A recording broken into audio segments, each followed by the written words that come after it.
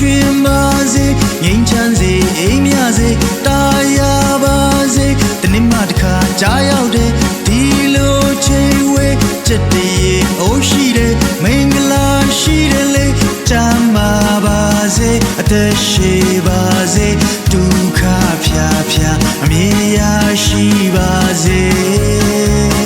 ဖျားတခင်မြေတာဆောင်းရှောင်းပါစေမွေးနေရှင်ကို